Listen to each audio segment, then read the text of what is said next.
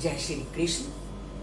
कल के श्लोक में हमने जाना कि 4 प्रकार के लोग ईश्वर का भजन नहीं करते, परंतु हम प्रतिदिन अपनी जिंदगी में देखते हैं कि बहुत सारे लोग हैं जो मंदिर भी जाते हैं, पूजा भी करते हैं, अर्चना भी करते हैं, ध्यान भी करते हैं, योग भी करते हैं। तो ऐसे कौन से लोग हैं जो ईश्वर की पूजा करते हैं? तो आज इसी श्लोक में भगवान उसका उत्तर देते हैं। चतुर्विधा भजन्ते माम जनः सुकृतिनो अर्जुन आर्तो जिज्ञासु अर्थ अर्थी ज्ञानी चा भरतृष्ण। वो क्या कहते हैं कि अगर 4 तरह के लोग मेरी पूजा नहीं करते तो 4 तरह के लोग मेरी पूजा भी करते हैं। और वो 4 तरह के लोग कौन से हैं? सबसे पहले हैं दुखी।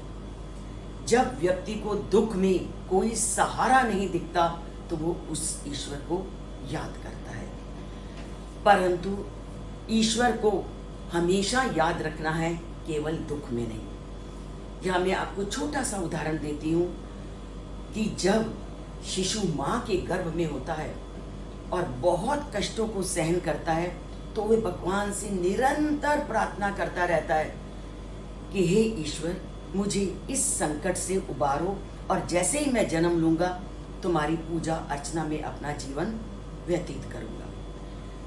परंतु जैसे ही उसका जन्म होता है वो सब कुछ भूल के संसारिकता में रम जाता है। तो हमारी स्थिति ऐसी नहीं होनी चाहिए कि केवल हम दुख में उस परम पिता परमात्मा का स्मरण करें। उस परम पिता परमात्मा का स्मरण हमें हर पल करना है।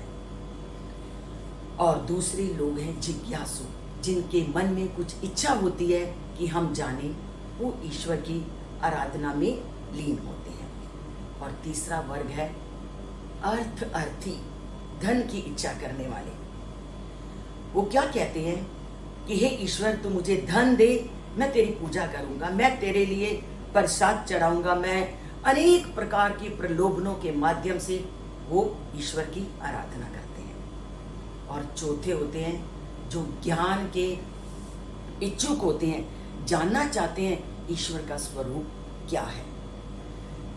पर परमात्मा कहते हैं कि ये 4 प्रकार के लोग ही मेरे तक नहीं पहुंच सकते, क्योंकि मैं तो उन्हीं के द्वारा प्राप्य हूं जो निष्काम भावना से मेरी अर्चना पूजा आराधना करते हैं। तो जो किसी कामना से मेरी पूजा, मेरी अर्चना, मेरी आराधना करता है, मैं उनके द्वारा प्राप्य नहीं हूं।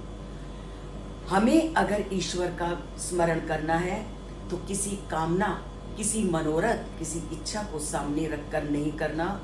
हमें निरंतर उस ईश्वर में अपना मन लगाना है और उस ईश्वर को प्राप्त करने का प्रयत्न करना है। आप एक बार उस ईश्वर के सानिध्य को प्राप्त करने का प्रयत्न करो, अपने आप अपने जीवन में बदलाव पाएंगे। और गीता का यही संदेश है कि आप प्रतिदिन कुछ नया सीखोगे, इसलिए प्रतिदिन गीता का पढ़ना आवश्यक है और इसका सुनना या जानना बहुत ज़रूरी है जीवन को अच्छा बनाने के लिए। जय श्री कृष्ण।